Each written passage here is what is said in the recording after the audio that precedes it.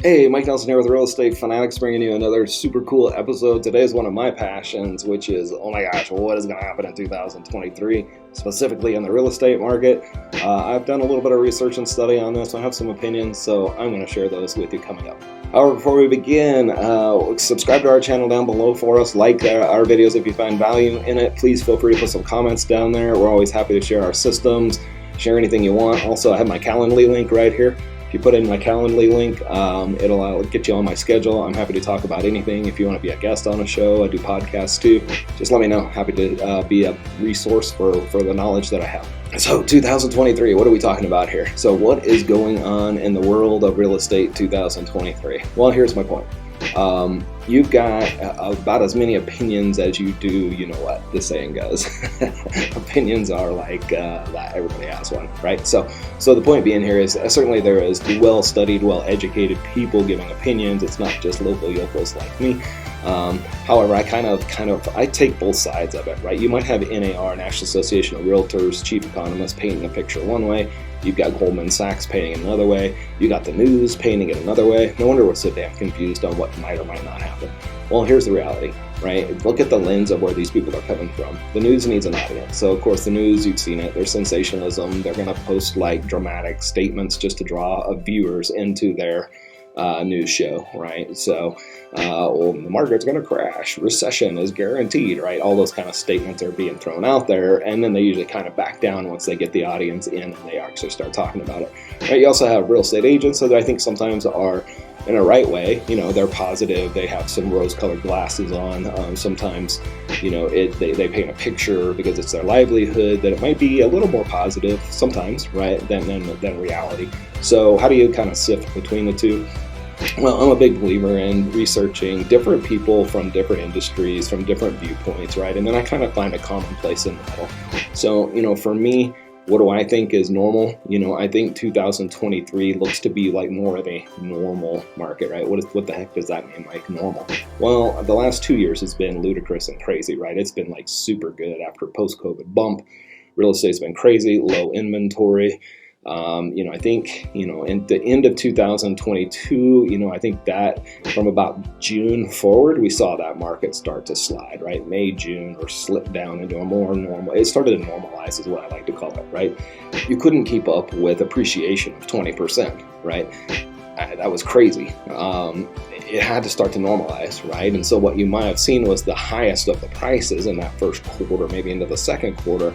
Not all locations, but a mass majority across the nation started to see those price drops hit, right? And as those price drops hit, people started thinking, oh my gosh, the value of homes are falling.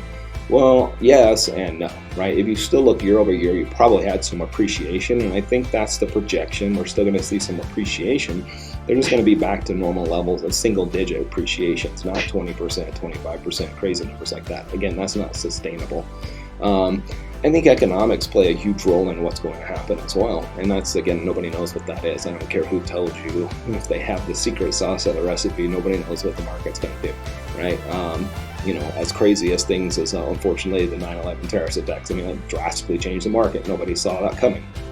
So, you know, there's things that happen that you can't predict, right? So I think what's going to happen is the labor market is the Fed Reserve is still looking for the businesses to slow a little bit, right? Maybe not get as many profits, perhaps maybe have some losing quarters or so, which then stimulates a little bit of layoffs, and we're starting to see a little bit of that over the last 6 months. We're seeing a little bit more layoffs, specifically in our industry. That's going to leave people with some job losses, of course. I think that's going to also lead to some potential lack of savings. Hopefully those saved during the good days, but as humans, we're not always the greatest historically at saving for rainy days. So unfortunately, those people will probably be affected, and we might see a little uptick in foreclosures, missed payments. However, I think everybody's got a ton of equity in their homes, so we probably won't see as many short sales these days. We'll see, right? Again, nobody knows.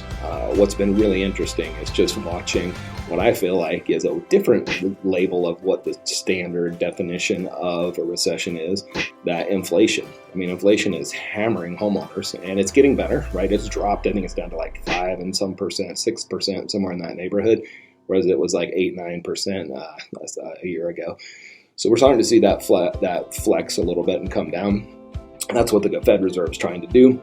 obviously by increasing the T-bill interest rates in your revolving credit, and you're seeing some of those things kind of go through the roof on interest rates. So what do I see in 2023? I see more of a normal market. I think I see more of a single digit, maybe a 4 to 6% appreciation rate on homes. Hopefully we don't see them decline into negative. However, we all know that real estate over a 5 to 10 year period, specifically 10 years, definitely has appreciation to it, even if you have a few bumps in the road where maybe it does depreciate for a year or two. Markets always seem to kick up over that 10 years, which then drives that appreciation again. So hopefully that's helpful if you're looking to buy or sell. I mean, I think it's still the right time. I wouldn't say it isn't. To me, there's never a wrong time. Worst case is if interest rates are high, you can always refinance. There's products out there now like 3-2-1 loans. 3-2-1 loans are you get percentages points lower at 3 years for a year, and then and then it kicks up a little bit for a year, and then it kicks up another for a year, and then the last year it kind of stays at that percentage all the way through the rest of the life of the loan, which would be about 26 years. At that time, you can always refinance. That's the beauty of this market is, if interest rates, if you need to get in now and you have an immediate need to buy or sell, still not a bad time. Maybe your buying power is not as strong as it was a couple of years ago when interest rates were down low.